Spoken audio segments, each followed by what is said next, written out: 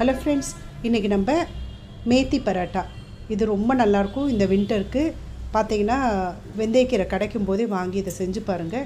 நல்லா சாப் பண்ணி எடுத்துருக்க பூண்டு, இந்த வாங்கி வச்ச வெந்தயக்கீரையை நான் அந்த வேர் பகுதியை கட் பண்ணி எடுத்துகிட்டு நல்லா வாஷ் பண்ணோம். மண் இருக்கும், இது நைஸாக ஒரு ஆற்று மண் மாதிரி மண் ஜாஸ்தி இருக்கும். நல்லா வாஷ் பண்ணி அலசினா மாதிரி எடுத்து நான் அதை தனியாக வச்சுக்கிறேன்.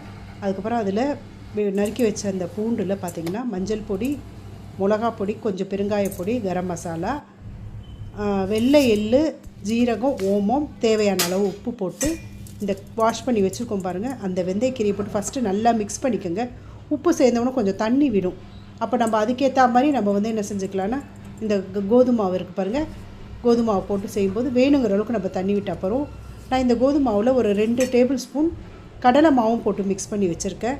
அது என்னென்னா அந்த பரோட்டா பண்ணும்போது நல்ல மணமாக இருக்கும். இந்த சப்பாத்தி பண்ணும்போது வாசனையாக இருக்கும். 2 டேபிள் ஸ்பூன் கடலை மாவு போட்டு மிக்ஸ் பண்ணி எடுத்து நான் என்ன பண்ணுறேன், இந்த இது ஒரு பக்கம் நல்லா கொஞ்சம் ஒரு 1/4 பங்கு வெந்ததுக்கப்புறம் திருப்பி போட்டு நான் நெய் விட்டு பண்ணுறேன். இப்போது வேணுங்கிறவங்க நீங்கள் எண்ணெய் கூட விட்டுக்கலாம்.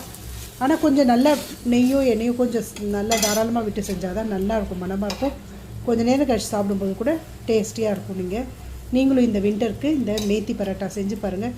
இப்போ என்ன மழைக்காலம் முடிச்சுட்டு கீரைகள்லாம் ரொம்ப நல்லா ஃப்ரெஷ்ஷாக வரும் பாருங்கள். அப்போ இதை நல்லா ட்ரை பண்ணி பாருங்கள், ரொம்பவே டேஸ்டியாக இருக்கும்.